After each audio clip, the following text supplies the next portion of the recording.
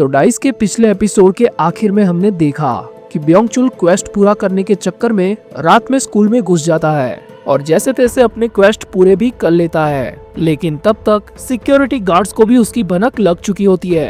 तो उनसे बचते हुए वो स्कूल से बाहर तो नहीं निकल पाता और वहीं पर वो डिसाइड करता है कि उसे स्कूल में ही छुपना होगा। तो वो वुमेन्स के रेस्टरूम से होता हुआ वहाँ की खिड़की खोल के बाहर लगी पाइपलाइन पर लटक जाता है और वहीं पर शक के आधार पर एक सिक्योरिटी गार्ड उस रूम के अंदर जाता है, लेकिन रूम में कोई सुराग ना मिलने की वजह से वो खुली हुई खिड़की बंद करके वहाँ से निकल लेता है। और तभी सिस्टम डोंगटे को क्वेस्ट भेजता है कि उसे चोरी छुपे स्कूल में घुसकर 5th फ्लोर वाले वुमेन्स के रेस्टरूम में जाकर वहाँ की विंडो को खोलना है। और अब आगे इस चैप्टर की शुरुआत में हम देखते हैं अगले दिन की सुबह का सीन, जहाँ पर हमारा लौंडा डोंगटे काफी जल्दी स्कूल जा रहा होता है और अपने मन में सोच रहा होता है कि यार कल रात तो कुछ ज्यादा ही नहीं हो गया। एक तो साला वो फालतू सपने की वजह से मैं सो नहीं पाया और ऊपर से ये बहन का टका सिस्टम मेरे को क्वेस्ट दे रहा था रात को। और अगले ही सीन में हम देखते हैं कि उस वक्त रात को डोंगटे ने वो सारे क्वेस्ट पढ़ के डिक्लाइन कर दिए थे, लेकिन यार जब मैंने सुबह में देखा तो वो क्वेस्ट गायब ही हो गए। आखिर साला ये सिस्टम के अंदर चल क्या रहा है। और ऐसा बोलते हुए उसे रास्ते में युंजू भी दिखाई देती है और हमारा आशिकावारा भगते हुए उसके पास पहुंच जाता है।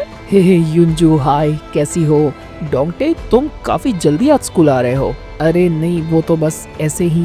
वैसे युंजू, तुम भी काफी जल्दी स्कूल आती हो और तुम्हें देखकर ऐसा लगता है कि तुम काफी ज्यादा मेहनत कर रही हो। अरे नहीं, मैं तो बस कोरस प्रैक्टिस के लिए इतना कुछ करती हूँ। हाँ बिल्कुल, तुम तो एक बड़ी कंपटीशन में जाने वाली हो ना। और ऐसे ही ये लोग बात करते हुए जा रहे होते हैं, लेकिन तभी वहाँ से काफी स्पीड में एम्बुलेंस भी गुजरती है, जिसके बारे में वो दोनों अनजान होते हैं। और यहाँ पर डोंगटे की बात के ऊपर रिएक्ट करते हुए युंजू उससे पूछती है कि आखिर तुम्हें कंपटीशन के बारे में कैसे पता? हाँ, मुझे तो टाइबिन ने बताया था।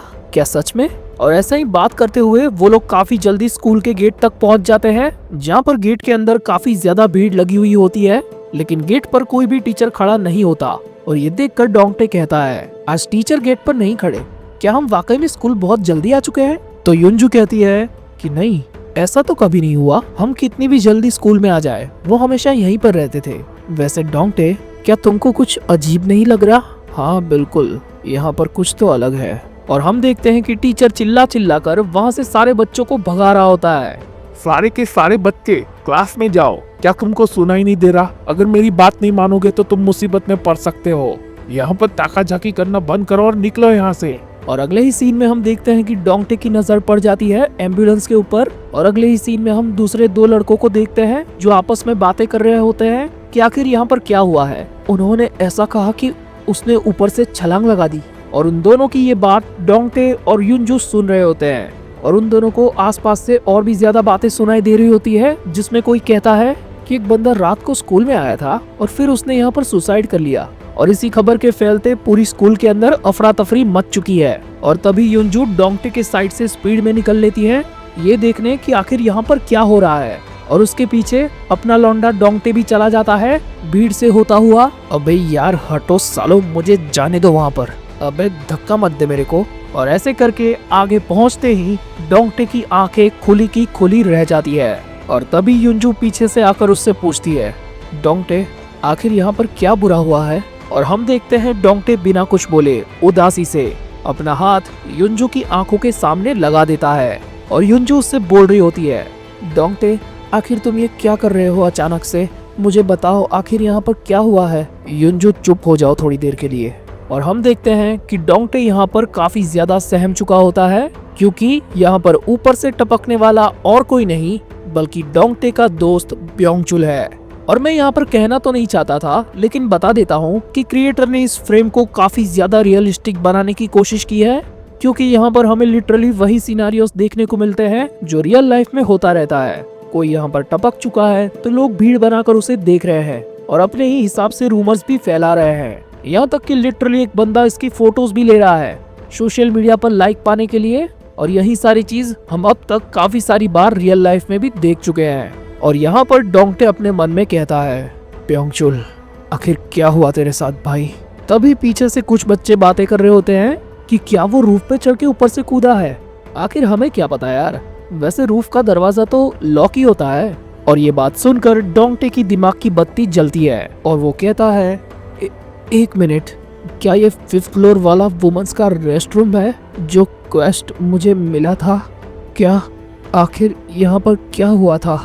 और सीन शिफ्ट होते हुए हम देखते हैं पिछली रात का सीन, जब सारे सिक्योरिटी गार्ड्स चले जा चुके होते हैं और ब्योंगचुल लटकता हुआ वापस से बिल्डिंग में घुसने का स्ट्रगल कर रहा होता है। और हम देखते हैं कि वो जैसे तैसे विंडो तक पहुंच भी चुका होता है और वहां पर लटक भी रहा होता है, लेकिन धीरे धीरे करके उसकी पकड़ छूट रही होती है क्योंकि उसके एक हाथ की कंडीशन काफी ज्यादा बुरी होती है। और तभी उसकी जेब में रखे हुए काफी सारे डाइस नीचे गिरने ही वाले होते हैं, लेकिन फिर भी वो वहां पर डटा हुआ होता है, पर उसका हाथ धीरे धीरे अब जवाब देने लगता है और एक मोमेंट पर आकर वो वहां से स्लिप हो जाता है।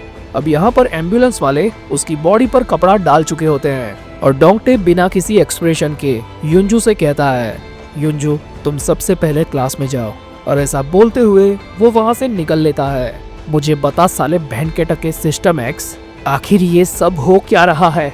आखिर ब्योंगचुल के साथ ऐसा क्यों हुआ? तो यहाँ पर सिस्टम जवाब देते हुए कहता है कि हाँ, ब्योंगचुल की ऐसी हालत देखने के बाद मुझे भी बुरा लग रहा है, लेकिन अपन लोग इसका कुछ नहीं कर सकते बिड़ू, ये सारा उसी ने अपने साथ किया है। वैसे मैं तो उसकी मदद करना चाहता था, लेकिन अब क्या ही कर सकते हैं, अब भगवान उसकी आत्मा को शांति दे। और सिस्टम का ये जवाब देखकर डोंगटे का खून खौल चुका होता है और वो गुस्से में मन में कहता है, साला माधर, आखिर ब्योंगचुल अपने साथ ऐसा क्यों ही करेगा? सिस्टम साले, तुझे पता भी है तू क्या बोल रहा है? और तभी डोंगटे को ये याद आता है कि लास्ट टाइम जब ब्योंगचुल उससे मिला था तो वो उससे कुछ बताने वाला था, जो बात सिस्टम एक्स के बारे में थी। आखिर वो कौन सी बात थी जो मुझे वो कहना चाहता था? लेकिन तभी डोंगटे के साथ साथ हम भी देखते हैं कि वहाँ पर एक लड़की को जमीन पर से एक डाइस पड़ा हुआ मिलता है और ये देखकर डोंगटे तुरंत ही उसके पास जाता है कि तुम लोग अभी नए हो स्कूल में, लाओ इसे मुझे दे दो। लेकिन वो लड़की उसे कहती है कि आखिर मैं तुम्हें ये क्यों दूं, क्योंकि ये तो मुझे मिला है और यहाँ पर हम अकेले नहीं हैं जिनके पास ये चीज है, बल्कि यहाँ पर काफी सारे लोगों के पास ऐसी चीज है। क्या? और आसपास का नजारा देखकर डोंगटे के भी गोटे मुंह में आ जाते हैं, क्योंकि यहाँ पर लिटरली काफी सारे लोगों को डाइस मिल चुका होता है और वहीं पर डोंगटे एक बंदे से उसे छीनने की कोशिश करता है और गलती से उस बंदे के हाथ से वो डाइस गिर जाता है और वहीं पर रोल हो जाता है। और यहाँ पर सिस्टम एक्स उस बंदे के मोबाइल में भी एंट्री मार चुका होता है और फिर हम देखते हैं ब्योंगचुल के ऊपर से नीचे टपकने का सीन, जहाँ पर गिरते हुए ब्योंगचुल के सारे डाइस हवा में फैल चुके होते हैं और उसी के साथ जमीन पर गिरकर बिखर जाते हैं। और यहाँ पर ये डाइस मल्टीपल लोगों को मिल चुके होते हैं और ये देखकर डोंगटे सिस्टम एक्स से कहता है, अबे साले, आखिर तू कुछ करता क्यों नहीं है? आखिर तू इसे रोक सकता है क्या? क्या ये ठीक है कि डाइस इतने सारे लोगों में फैल चुके हैं? तो सिस्टम उसे कहता है, आखिर मैं इन सारी चीजों को काय के लिए रोकूं? डोंगटे, जब तूने किसी को डाइस दिया था तो यही सोच कर दिया था ना कि उस भले इंसान की मदद हो जाएगी। तो सोच ले बिड़ू कि ये वही सिनेरियो है, जितने ज्यादा डाइसर होंगे उतनी ज्यादा लोगों की मदद हो पाएगी। अबे साले, तुझे पता भी है तू क्या बोल रहा है? अरे बिड़ू, क्या तेरे को ये चीज थोड़ी भी पसंद नहीं आई? इसकी वजह से तू ज्यादा लोगों की मदद कर पाएगा। वैसे मेरी तरफ से ये अच्छा वाला जवाब था जो मैंने तैयार किया था तेरे लिए, लेकिन मेरे पास यहाँ पर और एक जोरदार जवाब है और वो मुझे उस बुक में से मिला है जो मैं रोज पढ़ता है। और यहाँ पर सिस्टम अपने तेवर बदल कर कहता है, ये कभी मत सोचना बिड़ू कि मैं इस दुनिया में शांति बहाल करने आया हूँ। नहीं, बिल्कुल भी नहीं, बल्कि मैं यहाँ पर तुम्हें हथियार देने आया हूँ। और यहाँ पर हम स्कूल के रूफटॉप पर देखते हैं टाइबीन को, जो गुस्से में डोंगटे की तरफ देख रहा होता है और यहाँ पर डोंगटे और उसकी नजर एक हो जाती है और यहाँ पर ये ओपी चैप्टर एंड होता है। वेल, मुझे पता है कि तुम लोग एक्सपेक्ट कर रहे थे कि ये वीडियो काफी ज्यादा बड़ी होगी, लेकिन नहीं, मैंने ये जानबूझ के नहीं किया, क्योंकि डाइस का जो ये वाला चैप्टर है ना, वो इस पूरी स्टोरी लाइन पर काफी ज्यादा बड़ा इम्पैक्ट डालने वाला है। इसी वजह से मैंने इसे सेपरेटली एक्सप्लेन किया है। लेकिन आगे आने वाले वीडियोस में आपको और भी ज्यादा तगड़ी बातें रिवील होती हुई दिखाई देगी, क्योंकि अब सिस्टम अपने आप को काफी ज्यादा फैला चुका है। मल्टीपल डाइजर, मल्टीपल क्वेस्ट और आपको मिलेगा अल्टीमेट अनलिमिटेड एक्सप्लेनेशन। लेकिन उसके लिए पहले इस चैनल को सब्सक्राइब कर दो और मैं मिलूंगा आपसे अगली वीडियो में।